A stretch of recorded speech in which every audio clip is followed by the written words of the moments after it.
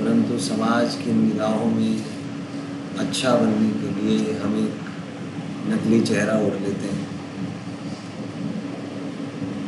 सारे आंतरिक तनाव का कारण ये नकली चेहरा ही है। भीतर से एक सामान्य व्यक्ति की चेष्टाएं मात्र सुख प्राप्त करने की हैं। यही उसके चेतना का मूल लक्ष्य है, यही उसके जीवन का आधार है। और प्रत्येक क्षण पर वह इस तरकीब में लगा रहता है कि कैसे मुझे सुख प्राप्त हो, हर क्षण में सुखी रहूं, तथा एक ऐसी व्यवस्था निर्मित करना चाहता है जिसमें वह सुखी रहे तथा किसी भी प्रकार का कष्ट उसे ना हो।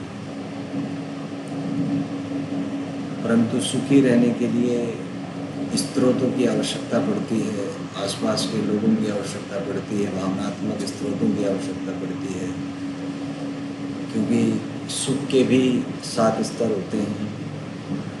सबसे पहला भौतिक स्तर का सुख, जिसमें खान पान और संभोग सुख प्रमुख है। दूसरा फिर भावनात्मक स्तर का सुख,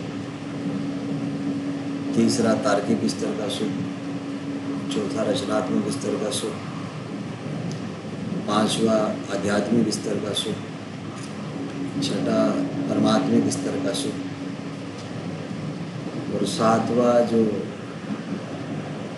परम लक्ष्य है प्रत्येक चेतना का, परब्रह्म का सुख।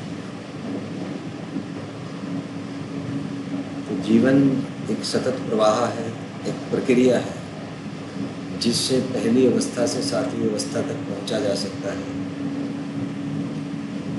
परंतु यह पूरी व्यवस्था परस्पर सामंजस्य के सिद्धांत पर कार्य करती है। जब तक आप वर्तमान